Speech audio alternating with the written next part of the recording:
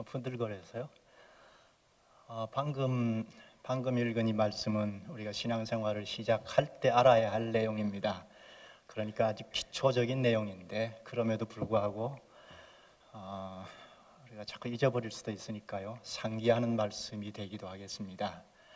또 아니면 희미하게 알았던 말씀을 더 명료하게 알려주는 말씀이기도 하겠습니다. 또 복습이기도 하겠습니다. 이 로마서는 우리가 잘 아는 대로 바울이 로마 지역에 있는 소규모의 가정 단위로 모이는 로마 성도들에게 보낸 편지입니다. 3차 선교 여행을 마치고 예루살렘으로 올라가기 직전에 반대파들, 그러니까 공격을 하고 발목을 잡는 유대인들을 잠시 피해서 고린도에 잠깐 머물 때 쓴 편지인데요. 로마 교회원들에게 하는 편지이지만 설교이기도 합니다. 오늘 이 말씀이 본문의 말씀은 특별히 상황 설명을 상황에 대한 이해를 하지 않아도 읽어도 무리가 없는 말씀이 되겠습니다. 이 말씀이 오늘 나에게 하시는 말씀이기도 하고 우리 교회 전체에게 하시는 말씀이기도 하고 또 저는 이 본문을 읽으면서 우리 한국 교회를 향하여 소리치는 말씀이기도 하겠다, 그런 생각을 하면서 본문을 보았습니다. 제목을 굳이 붙이면 앞에서 말씀을 드린 것처럼 어떻게 시작했고 지금은 어디입니까? 입니다. 이 주제를 놓고 말씀을 듣겠습니다. 질문을 하면서 시작할까요? 여러분 어떻게 시작하셨죠? 지금은 어디입니까? 어떻게 시작을 했고 지금은 어디쯤에 와 계십니까? 지금은 어디쯤인가 하는 이 질문은 설교를 마치면서 우리 스스로들 자문하면서 마쳤으면 좋겠습니다. 여러분 어떻게 시작하셨죠? 막연한 질문인데요. 상상하실 수도 있고 본문으로 가십시다. 본문에는 우리 눈에 쑥 들어오는 것이 세례이죠. 우리가 세례를 받을 때 시작을 하죠. 세례를 받을 때 어떻게 시작하죠? 아무나 붙잡고 세례를 주고받지는 않죠. 지금은 이 세례도 많이 느슨해졌나 모르겠습니다. 세례를 받을 때 예수 그리스도를 믿고 구원받는다 하는 것을 가르쳐서 세례를 주고받는 줄 압니다. 제가 세례를 받을 때는 그랬습니다. 예수 믿으면 구원받는다. 그리고 세례를 베풉니다. 그런데 예수 믿으면 구원받는다 하는 이 말은 지금도 우리에게 익숙하죠. 근데 세례는 세월이 지나면서 점점 잊혀지지는 아니하는가? 예수 믿으면 구원받는다. 우리 한국 교회는 절대 다수가 예수 믿으면 구원받는다는 것을 알고 있죠? 그런가요? 예수 믿으면 구원받는다? 성경 어디에 있어요? 주 예수를 믿으라, 그래야 하면 너와 내 집이 구원을 얻으리라 하죠. 예수 그리스도를 믿으면 구원을 받죠. 그런데 그리스도를 믿으면서도 이단이 있잖아요. 예수를 믿는데 이단이 있어요. 예수 믿는데 자기 마음대로 사는 사람도 있습니다. 이걸 어떻게 해석해야 하나? 예수를 믿는데 불신자가 있어요. 이거는 오늘 우리 시대뿐만 아니라 구약 교회에서도 그랬습니다. 교회 안에 불신자들 때문에 고통스러워하고 피해를 많이 입고 그래서 하나님 앞에 나가서 기도하고 찬송했습니다. 그게 시편입니다. 시편은 거의가 삶의 현실에서 투쟁하면서 특히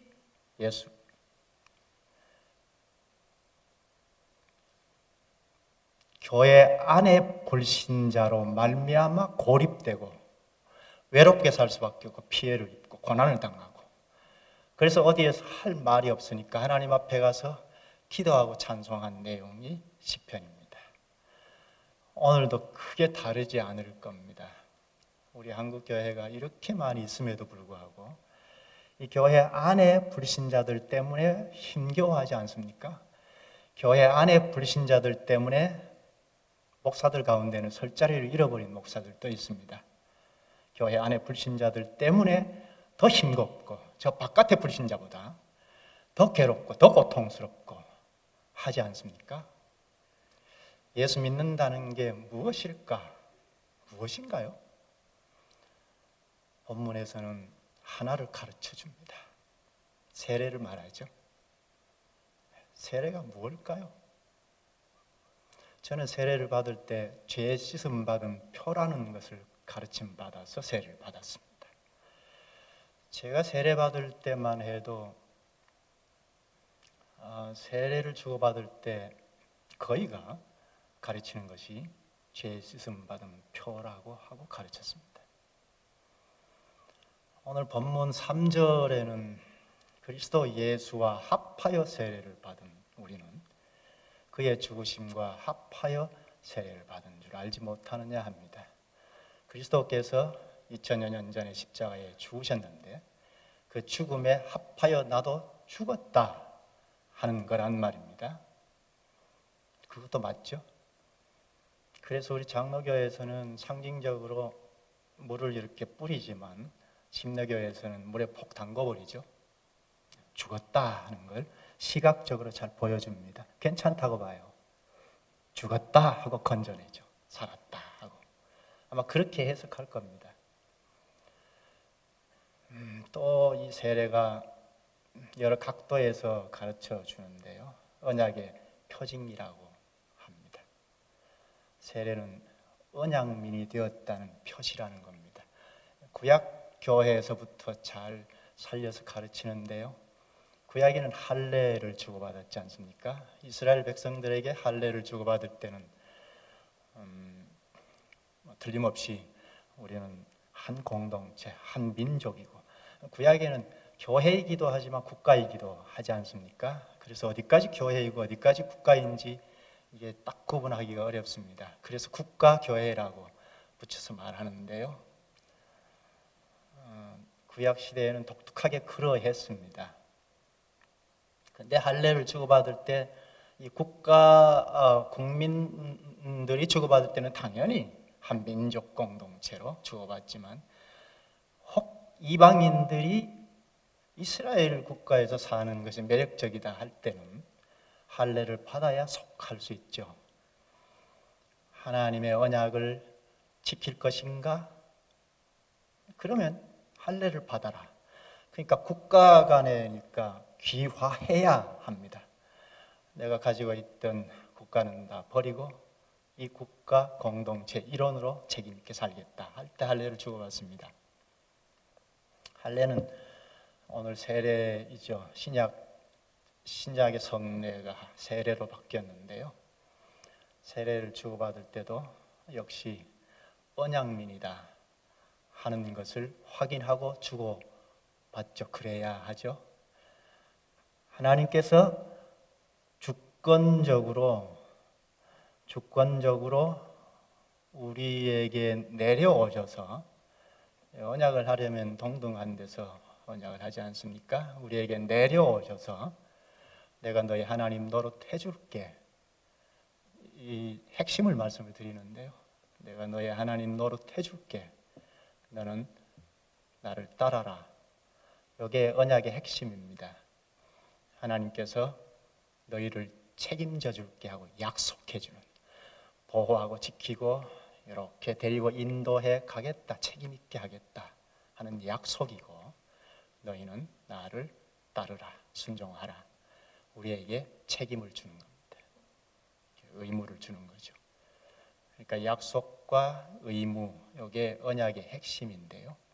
그러면 세례를 주고받습니다. 나도 언약민이다 하는 거죠. 이 언약에 하나님이 약속하실 때 개인을 상대해서 약속하지 않습니다. 이것에 대한 이해가 안 되는 개인주의 신앙이 우리나라에 팽배해 있는데요. 아무리 많이 모여도 개인이 우르르 모여서 하나님과 상대하고 또 흩어지고, 모래알이 연합해서 개인 하나님과 상대하고, 개인과 약속하지 않습니다. 교회와 약속하는데, 이 교회에 내가 분자로 속했기에 나도 언약민이다 하는 겁니다. 여기에서 탈락되지 아니하면 언약민이다 하는 거죠. 구약을 거슬러 올라가도 쉽게 알 수 있습니다. 하나님께서 아브라함을 불러내실 때 개인을 상대해서 부른 것처럼 보입니다. 그런데 그 뒷배경에는 족장 교회라는 것이 있죠. 아브라함을 대표로 해서 언약을 하신 겁니다. 오늘날에도 마찬가지입니다. 언약은 항상 교회 공동체를 놓고 약속을 하십니다. 오늘 본문에는 세례를 뭐라고 합니까? 본문을 좀 볼까요? 3절을 보시면 그리스도 예수와 합하여 세례를 받은 우리는 그의 죽으심과 합하여 세례를 받은 줄을 알지 못하느냐. 뭐라고 하죠? 그리스도 예수와 연합하여 세례를 받았다. 합하여. 안으로 그렇게 해도 되겠습니다. 그리스도 안으로 접붙였다 할 수도 있습니다. 그리스도와 연합하여 세례를 받았다. 연합의 세례를 말하죠. 세례는 연합의 세례이기도 합니다. 연합한 표징이라는 겁니다. 내가 연합하고 보니 나만 상대해서 그리스도에게 연합한 줄 알았는데 너도 여러 사람들이 있더라는 겁니다. 그 현실 교회예요. 죽으심과 합하여 세례를 받았다고 합니다. 예수 그리스도께서 십자가에 완전히 죽으실 때 나도 연합시키셨으니까 나도 거기에서 죽었다는 겁니다. 그 뒷구절 쭉 읽어보면 그리스도와 함께 죽고 합하여 장사 지냈고 합하여 부활에도 참여했다고 합니다. 이 한 줄 그리스도와 함께 죽고 그리스도와 함께 장사 지냈고, 장사 지냈다는 건 확실히 죽었다는 거죠. 그리스도와 함께 부활에도 참여했다. 그리스도의 부활에 참여했다는 겁니다. 이 한 줄이 성도의 정체를 명확하게 합니다. 우리는 개체가 아니라는 겁니다. 개인주의 신앙은 지지할 수가 없어요. 성경 66권 전체를 봐도 개인주의 신앙은 없어요. 그리스도와 합하여 세례를 받았습니다. 죽음과 합하여 나도 죽고 장사 지냈고 나도 확실히 죽었다는 것이고 그리고 부활에도 참여했다는 겁니다. 그래서 지금 죽어도 하늘 그리스도에게 올라간다는 겁니다. 장차 부활에도 참여한다는 겁니다. 이 일은 예수님께서 직접 세례를 제정하실 때도 말씀하셨죠. 하늘에 오르시기 직전에 지상 명령으로 하셨죠. 모든 족속으로 제자를 삼아, 제자 삼는다는 것은 우리 교인들이 익숙하실 텐데요. 제자를 삼아 성부와 성자와 성령의 이름으로 세례를 주라 하죠. 여기 이름으로 삼위 권세로 주라는 것이 아니고 이름 안으로입니다. 삼위 하나님께서 얼마나 합해져 있습니까? 뗄 수 없죠. 그래서 일체라고 합니다. 그 삼위 하나님이 연합 관계를 형성한 것처럼 우리를 세례로 너도 여기에 참여시켰다는 겁니다. 합했다는 겁니다. 우리가 삼위 하나님 안에 연합이 된 겁니다. 세례는 그런 의미가 있습니다. 그래서 삼위 하나님과 한 통속이 된 겁니다. 그런데 그리스도께서 우리의 중보자로 전면에 계시니까 오늘 본문에는 그리스도와 연합의 세례를 말했습니다. 그리스도와 연합이라는 이것, 예수 그리스도를 믿으면서 세례를 받으면서 신앙생활을 할 때 알아야 할 내용인데 그러나 간단치는 않습니다. 이 그리스도와의 연합, 이것은 하나님께서 태초에 가졌던 작정인데요. 아담을 처음 지으셨지 않습니까? 최초의 창조물 사람이 아담이죠. 남자이죠. 남자를 지으실 때 작정하셨는데요. 아담을 지으실 때 오늘 우리처럼 개인주의로 살아가도록 하는 것을 개인주의로 지으시지 않고 생명으로 말하면 씨앗 형태로 지으셨습니다. 그래서 아담으로부터 오고 오는 모든 인류가 다 마치 이런 겁니다. 씨앗이니까 씨앗이 발화가 되면 잎이 피고 줄기가 나고 가지가 형성이 되고 그래서 큰 나무가 형성이 되고 꽃이 피고 열매를 맺습니다. 그러면 어떻습니까? 이 나무는 유기적이죠. 잘라져 나가면 죽는 거죠. 다 유기적입니다. 우리 인류가 아담으로부터 오는 만인류가 다 아담의 나무라고 할 수 있겠죠. 유기체로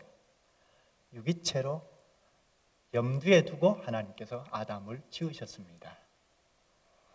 이걸 바울이 그리스도의 몸이라고 바로 직접 가르쳤죠.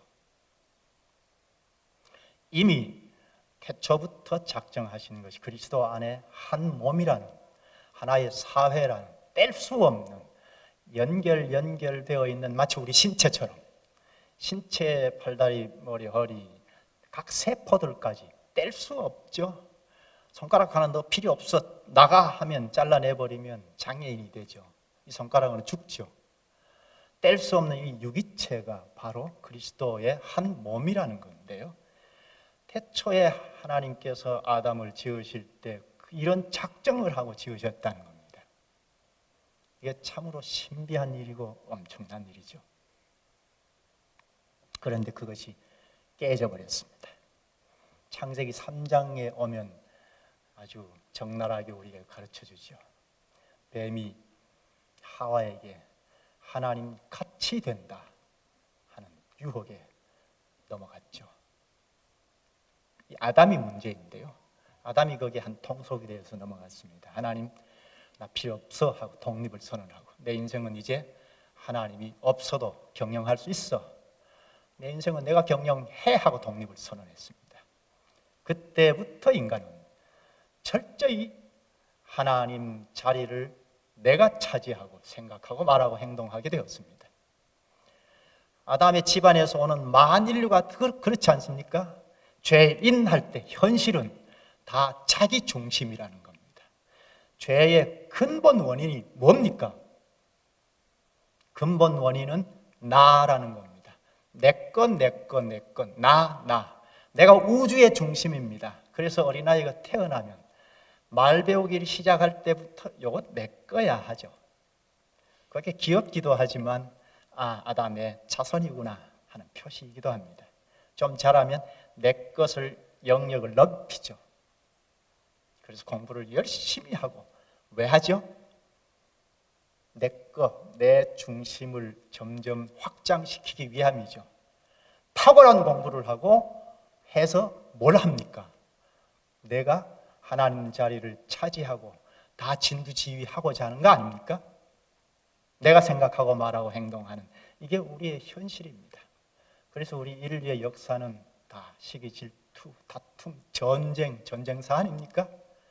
이게 우리의 비극입니다.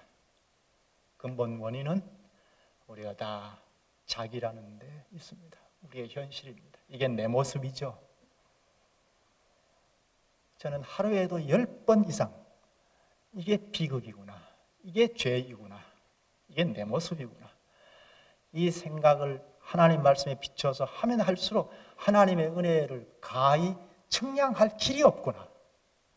도무지 우리는 되지 않는데, 되먹지 못했는데 하나님께서 이를 건지셨구나, 재창조하셨구나. 이런 하나님 자리를 차지하고 생각하고 말하고 행동하는 이 인간을 하나님께서는 재창조하셨습니다. 야고보서 1장 18절에 말하는데요. 그가 그 피조물 중에 우리로 한 천 열매가 되게 하시려고 자기의 뜻을 따라 진리의 말씀으로 우리를 낳으셨느니라. 여기 피조물 중에 우리로 한 천 열매가 되게 하시려고 재창조를 말합니다. 재창조. 재창조 때 천 열매가 사람이라는 겁니다. 자, 그러면 창조 때로 올라가 보죠. 첫 창조 때. 창세기 1장으로 올라가 보죠. 사람을 언제 지으셨죠? 사람을 맨 마지막에 짓지 않았습니까? 6일째 맨 마지막에 사람을 짓고 마지막 절 31절에 창조물을 보시고 심히 좋았더라 하시지 않습니까? 그런데 둘째 창조 때는 여기 사람을 천 열매로 지으셨다고 합니다. 사람을 먼저 지으셨고, 그러면 만물은, 이 부패한 만물은 사람으로 말미암아 부패한 건데 장차 다 회복하실 것입니다. 그래서 영광의 나라가 펼쳐지겠죠.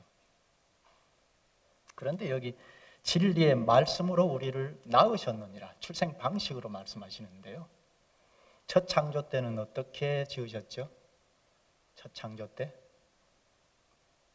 통치권을 가지고 음성으로 지으셨죠. 역시 말씀으로 지으셨죠. 요한복음 1장에는 그리스도께서 지으셨다는데 말씀으로 계셨으니까. 둘째 창조는, 재창조는 여기 진리의 말씀으로 지으셨다고 합니다. 첫 창조나 재창조나 다 말씀의 위력으로 지으셨다는 겁니다.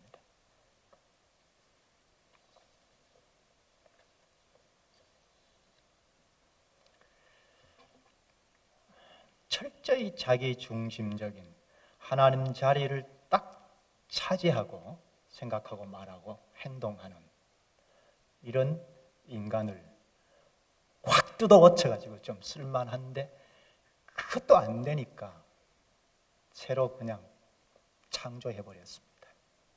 첫 창조 때는 흙을 이렇게 빚어가지고 후 하고 하나님의 호흡으로 지으셨는데 재창조 때는 이 육체 덩어리를 재료로 해서 후 하고 호흡을 불어넣어서 창조하셨습니다. 그래서 전에는 성경 공부를 아무리 해도 이해가 안 되었는데, 도무지 이해할 수 없었는데 재창조된 이후에는 지각부터 새로운 지각이니까 공부를 하면 말씀이 믿어져요. 재창조이죠. 오늘 본문은 재창조를 그리스도와 연합이라는 말로 표현을 했습니다. 신비한 일입니다. 태초에 하나님이 천지를 창조하시니라. 신비한 일이죠. 우리는 너무 익숙하니까 쭉 읽고 지나갈 수 있는데 이건 우리의 생각으로는 도무지 가늠할 수 없는 일이죠. 하늘과 땅과 그 가운데 있는 만물을 다 음성으로 지었다 하는 이 일은 우리가 가히 측량할 수 없는 신비한 일입니다.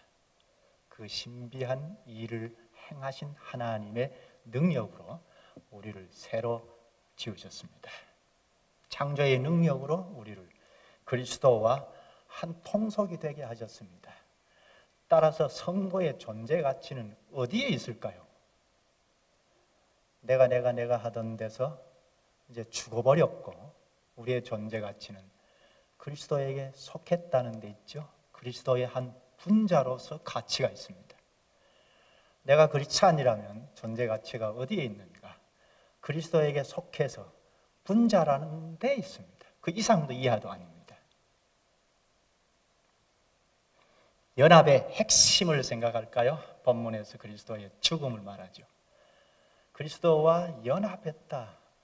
이거 가당찮은 이야기인데 우리를 하늘의 그리스도와 연합시키셨고 부활의 인간상으로 연합시켜 주셨다는 것은 이거 굉장한 일이죠. 가슴 벅찬 일입니다. 그런데 그 핵심은 죽음에 있습니다. 그리스도의 죽음에 우리의 연합에 그 핵심이 있습니다. 그리스도의 죽으심과 합하여 우리도 죽었다 합니다. 그리스도께서 죽으시면서 많은 지체를 얻으신 겁니다. 이 많은 지체가 교회이죠. 그리스도와의 연합체. 이건 성경 이 이 밑바탕에 깔고 읽어야 할 내용인데요. 그리스도와의 연합체, 이게 본체의 교회입니다. 그리스도와의 연합. 그리스도께서 십자가의 죽음으로 사망 권세를 다 패배시키시고, 죽었는데 어찌 사망 권세가 패배당하죠? 그리스도께서 우리가 죽어야 할 죽음을 십자가에서 심판받아 죽었어요. 사형 선고를 당했어요. 그래서 사형을 시켰으면 또 죽은 사람 또 사형을 못 시키잖아요. 우리는 이미 죽어버렸으니까 이제 죽음이 없다는 겁니다. 육체의 죽음은 통과해야 하겠지만 죽음은 없다는 겁니다. 이 십자가에서 하나님 아버지는 예수 그리스도를 내어주셨는데, 이건 하나님의 모든 것을 잃어버린 일입니다. 우리를 얻으시기 위하여 독생자 예수 그리스도를 십자가에 내어주셨습니다. 이것은 하나님의 모든 것을 다 잃어버린 일입니다. 본문으로 갈까요? 4절에 보십시다. 그러므로 우리가 그의 죽으심과 합하여 세례를 받음으로 그와 함께 장사되었나니 이는 아버지의 영광으로 말미암아 그리스도를 죽은 자 가운데서 살리심과 같이 우리로 또한 새 생명 가운데서 행하게 하려 함이라. 우리가 그리스도와 함께 죽고 장사되었다. 장사되었다는 건 명확하게 죽었다는 걸 말하지 않아요. 우리를 그리스도께서 죽으실 때 혼자 죽으시지 않고 우리를 끌고 가셔서, 하나님이 하시는 일은 현재, 과거, 미래가 없잖아요. 다 현재이지. 그러니까 하실 수 있죠. 우리를 끌고 가셔서 십자가에서 함께 죽었습니다. 5절에는 그리스도의 부활에도 연합했다고 합니다. 그리스도와 함께 우리를 장사 지냈으니까 확실히 죽여버리고 부활에도 연합했다. 부활의 영광에까지 참여케 하는, 이건 장래일이죠. 우리가 죽으면 그리스도와 연합했으니까 그리스도에게 가는 게 자연스럽고, 그리스도에게 갔다가 장차 부활의 영광을 입죠. 그러니까 장래일까지 다 보장하셨어요. 왜 이렇게 하셨는가? 4절 끝에 우리로 또한 새 생명 가운데서 행하게 하려 함이라. 재창조인데 재창조를 하신 것은 왜일까? 새 생명 가운데서 행하게 하려 함이라. 새로 지었으니까요. 아담이 흙덩어리였는데 후 하고 하나님의 호흡을 불어넣으시니까 살았잖아요. 그래서 생각하고 말하고 행동하는 것이 하나님과 흡사했어요. 다른 짐승들과는 달리. 그러니까 하나님 자리도 차지해버리고 하잖아요. 이건 우리의 존엄성을 말해주기도 해요. 하나님이 왜 이렇게 만들었을까 싶은데 그만큼 존엄하게 만드셨다는 겁니다. 하나님과 흡사하게 만드셨어요. 그러니까 하나님과 교통할 수 있죠. 유일하게 사람이 하나님과 교제할 수 있죠. 이게 창조물이 하나님을 닮은 창조물이기 때문인데요. 재창조도 마찬가지입니다. 재창조도 이제 하나님께서 가르쳐 주시면 그만큼 생각하고 말하고 행동하게 되었습니다. 새 생명을 발휘케 한다 하는 것, 연관이 되는데요. 새 생명을 발휘케 한다. 새 생명 가운데 행하게 하려 함이라. 이게 뭘까요? 우리의 모습을 보면 아직은 우리가 재창조된 존재이지만 아직은 완전한 성화는 아닌 아담적인 요소가 붙어 있어요. 그래서 여차하면 내 거야 하잖아요. 그렇죠? 재창조된 건 엄연한 사실입니다. 이건 부인할 수 없습니다. 그래서 하나님 말씀을 들으면 자꾸 인식의 전환이 생깁니다. 몰라 나 싫어 하면 불신자이겠지만, 그러나 아직 우리의 이 완전하게 성화된 건 아직은 남아있죠. 그래서 여차하면 내가 나옵니다. 그러면 새 생명을 발휘한다. 생명 가운데 행하게 하려 함이라. 이게 무엇일까? 무엇일까? 오늘 본문에서는 그리스도와 연합했다는 것, 그리스도에게 붙어 있다, 붙여졌다는 것, 이게 생명 가운데 행하게 한다 하는 핵심입니다. 우리는 뭐 자꾸 하려고 그러는데요. 내가 예수 믿으니까 이것도 하고 저것도 하고 해야 하지 않느냐 하는데요. 그건 넘어서는 것이고, 핵심적으로 생각해야 할 것은 그리스도에게 붙어 있다는 것.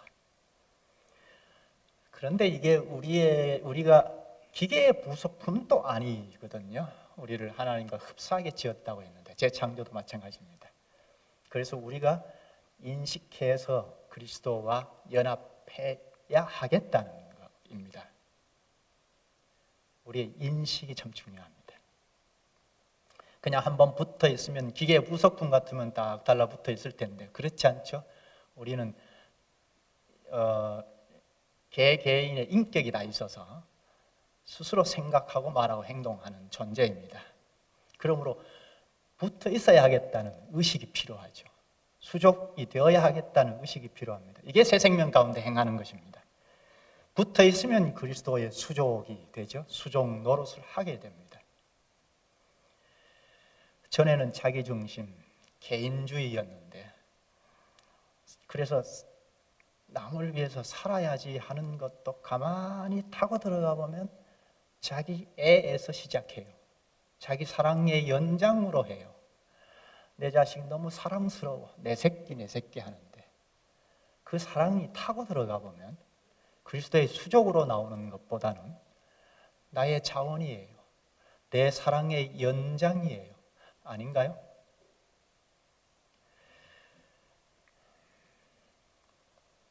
그리스도와 연합해 있다는 의식이 매우 중요합니다. 법적으로는 그리스도와 연합시켜 놓으셨겠지만, 우리가 의식의 전환이 이루어지지 아니하면 내 중심으로 삽니다. 아담적으로 살아갈 수밖에 없는 존재입니다. 그리스도와 연합해 있어야겠다는, 연합해 있지 하는 인식, 의식, 사상이랄까요? 그럴 때 내가 분자구나, 지체이구나, 개체가 아니구나. 의식의 전환이 매우 중요하죠. 제가 여기 아침에 일어나서 이렇게 이 교회당으로 가야지 하는 의식 때문에 여기 운전해서 올 수 있었지 않습니까? 우리의 인식이 매우 중요합니다. 그리스도와 연합해 있구나. 그래서 말씀을 가까이 하면 가까이 할수록 더 명료하고 전체적으로 깨닫는 만큼 의식의 전환이 자꾸 이루어지죠. 그래서 나와 같은 소속된 지체를 자연 발생적으로 사랑하게 되죠. 그러니까 그리스도와 연합해 있다는, 이게 별것도 아닌 것 같은데, 이 의식이 점점 사상 체계가 되어서 발전해 나가는, 이게 매우 중요합니다. 그러면 누가 이래라 저래라 하지 않아도 나와 같이 그리스도에게 속해 있는 자는 내 손가락이니까, 내 팔이니까. 이상주의 인격이 그렇잖아요. 지체 세포들 다 어떤 문제가 생기면 동원해서 치유하려고 하고 하지 않습니까? 이게 교회 생리예요. 잘 안 된다는 것은 불신자이거나 아니면 주님께서 그리스도와 연합시켜 놓으셨으나 내 의식의 전환은 이루어지지 않았다는 겁니다. 우리 예수 믿으니까 사랑하자, 착하게 살아야 하지 아니하느냐, 이건 기독교가 아닙니다. 다른 종교에서도 할 수 있잖아요. 삼위 하나님과 한 통속이 되었다는 겁니다. 그래서 그렇구나 하는 의식의 전환이 있을 때 자연 발생적으로 이웃을 내 몸같이 사랑하게 된다는 겁니다. 예수 그리스도께서 우리에게 그 계명을 요약해서 가르쳐 주셨죠. 위로 하나님을 사랑하라, 이웃을 내 몸같이 사랑하라. 우리가 어떻게 내 몸처럼 이웃을 사랑할 수 있습니까? 그런데 그리스도와 연합시켜 놓으셔서 우리가 다 분자 지체들이 어우러져서 한 사람처럼 연합해 있으니까 자연히 사랑할 수 있죠. 못하는 것은 의식의 전환만 자꾸 공급이 되면, 그리스도의 말씀이 공급이 되면 가능하죠. 여기서 문제가 되는 것이 무엇이죠? 문제가 되는 것, 그리스도와 연합했다 하는 의식 전환, 그리스도와 연합했다 하는 현실적인 것, 그리고 공급이 참 중요하다는 것. 연합한다는 것, 공급한다는 것, 이게 관건이겠습니다. 조금 이해가 쉽도록 예수님께서 말씀해 주셨습니다. 요한복음 15장 5절입니다. 우리가 잘 아는 말씀이죠. 나는 포도나무요 너희는 가지니 그가 내 안에 내가 그 안에 거하면 사람이 열매를 많이 맺나니 나를 떠나서는 너희가 아무것도 할 수 없습니다. 여기 포도나무는 예수님인 걸 잘 아십니다. 가지는 우리입니다. 교회입니다. 교회인 우리는 많은 열매를 맺는다, 아무것도 할 수 없다 합니다. 많은 열매를 맺는다, 아무것도 할 수 없다. 포도나무인 예수님과 연합해 있으면 많은 열매를 맺는다. 연합하지 못하면 아무것도 할 수 없다. 이게 교회의 생리입니다. 열매를 많이 맺는다는 것은 그 전제가 붙어 있다는 것, 그리고 공급이 있다는 거죠. 포도나무에 가지가 붙어 있을 때 열매를 맺는 걸 보면 우리가 알지 못하는 사이에 끊임없이 자양분이 공급이 되죠. 우리가 그리스도와 연합해 있으면 세상 사람들이 알지 못하지만 공급이 이루어지죠. 그래서 열매를 맺습니다. 많은 열매를 맺었다면 이건 다 그리스도께서 주신 거죠. 교회가 갖는 건 다 그리스도의 것입니다. 너가 내가 맺은 열매는 모두가 그리스도의 것이죠.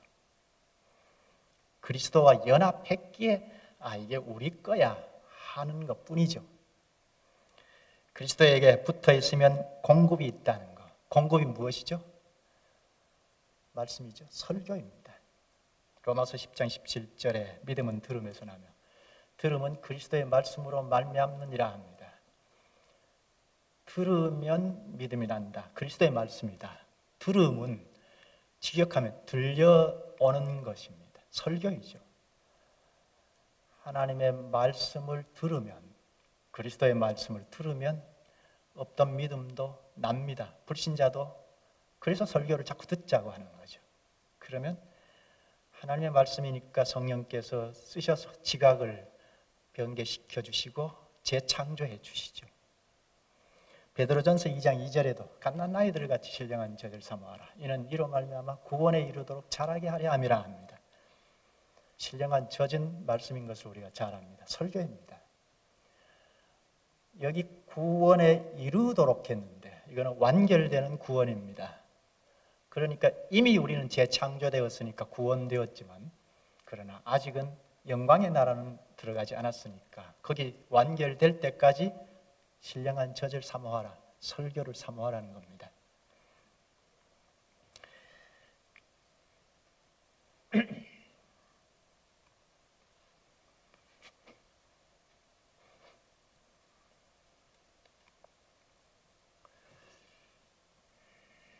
그리스도와 연합하면 이미 재창조되었으니까 구원입니다. 이미 구원입니다. 그런데 성경을 쭉 보면 아직은 안 된 것처럼 말씀하죠. 베드로전서 2장 2절에도 그렇습니다. 아직은 영광의 나라에 돌입해 들어가 버린 건 아닙니다. 그래서 이 땅에 남겨두신 주님의 뜻이 있습니다. 그래서 공급이 필요합니다.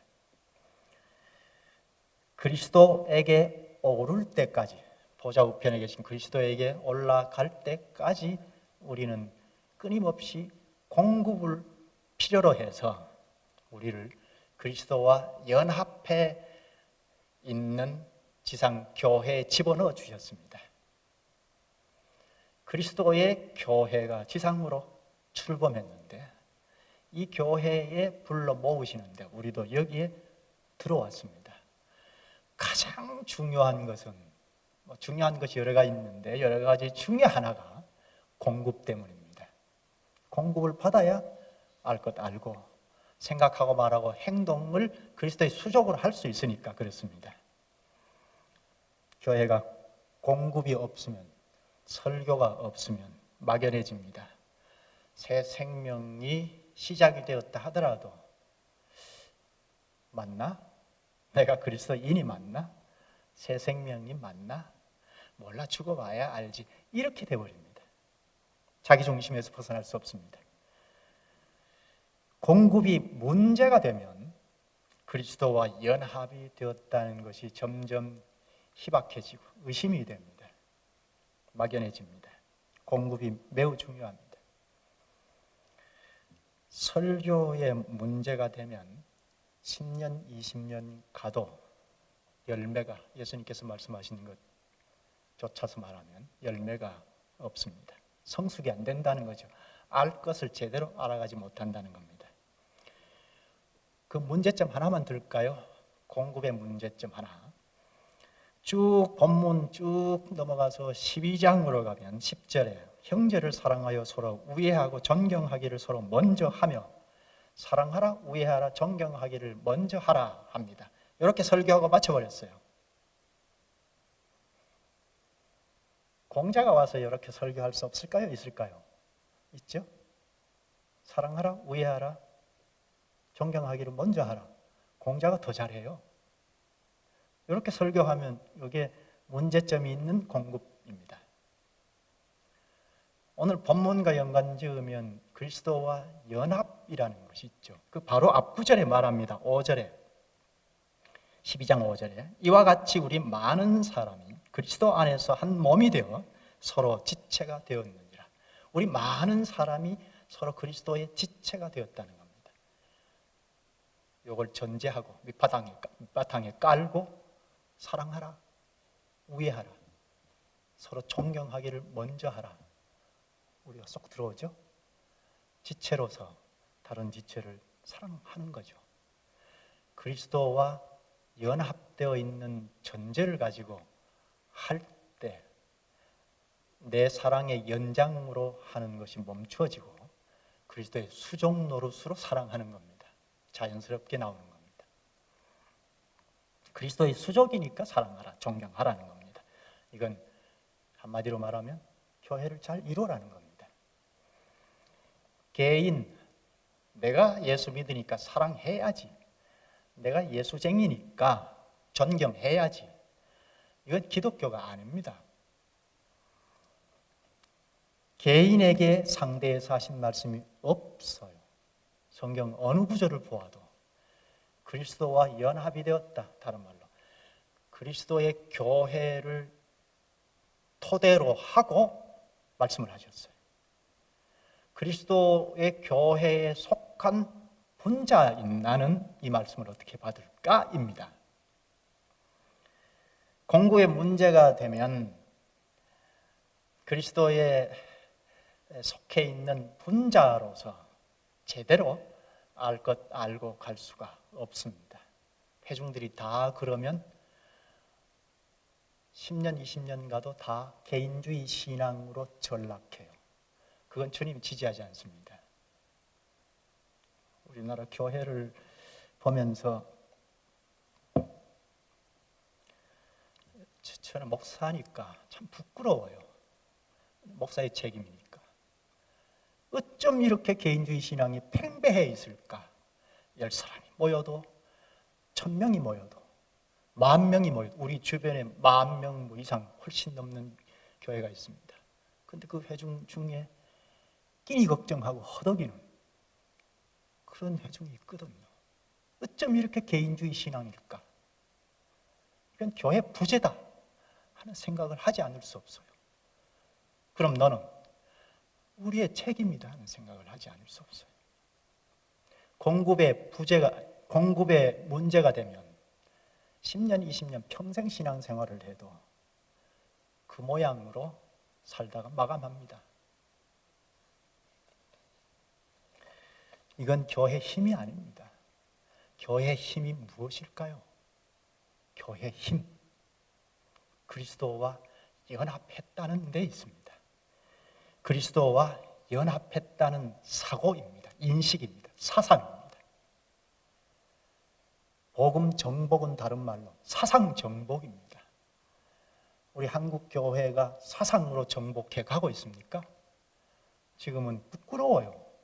세상 사람들이 오히려 교회를 염려하지 않습니까? 교회 힘은 인식의 발전에 있습니다. 이건 공급에 있습니다.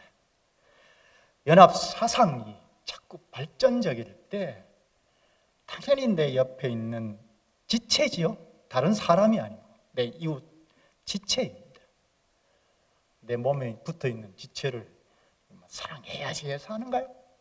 자연 발생적으로 사랑하고 아끼고 돌아보고 내가 부족했으면 부끄러워하고 이 연합 사상이 차고 넘쳐날 때 불신 이웃도 돌아볼 여력이 생겨요.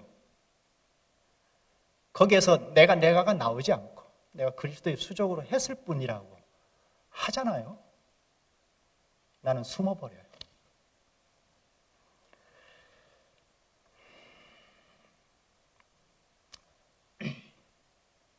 말씀 맺을까요? 오늘 그리스도와 연합의 세례를 들었습니다. 예수 믿으면 그리스도와 연합한다.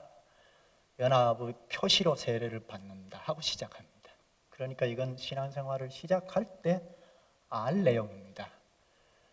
그리고 그리스도와 연합해 있는 분자이다, 지체이다 하는 사상을 밑바탕에 깔고 평생을 갑니다. 그래야 합니다.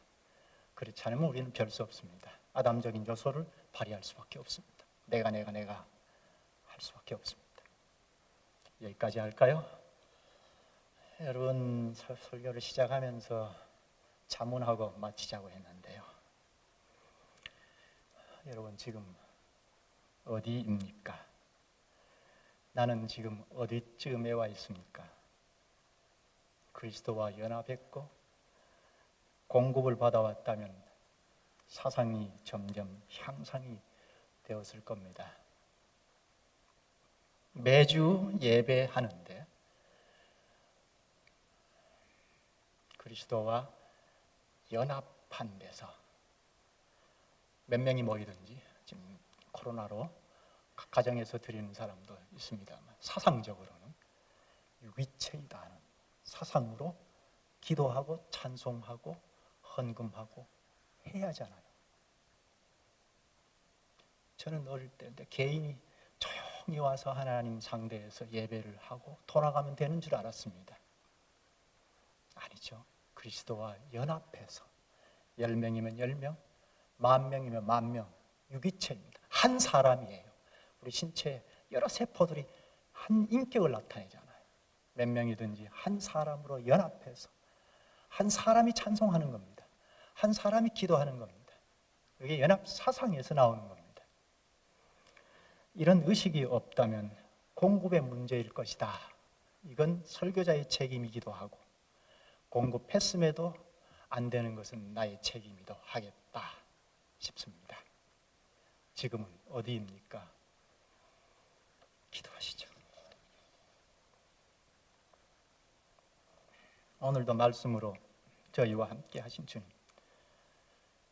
언제나 자기 중심에서 도무지 벗어날 수 없는 기회만 되면 이 세상과 동맹을 맺을 수밖에 없는 저희를 아예 새로 지으셔서 하늘의 그리스도와 연합하여 묶어두어 그의 분자로 수족으로 주를 섬기고 살게 하시니 감사합나이다. 또한 옆으로 성도를 섬기고 분자로 섬기고 또한 저 먼 이웃도 섬길 가능성을 갖게 하시옵나이다. 이는 날마다 공급이 있어서이옵나이다. 주께서 그리스도의 부활에도 연합하여 주셔서 저희가 이제 곧 부활의 영광에 이를 것을 기대하며 당당히 전진하게 하시옵소서. 그리스도와 연합한 존재여서 공급이 늘 필요함을 주님께 항상 구하게 하시옵소서. 예수님의 이름으로 기도하옵나이다. 아멘.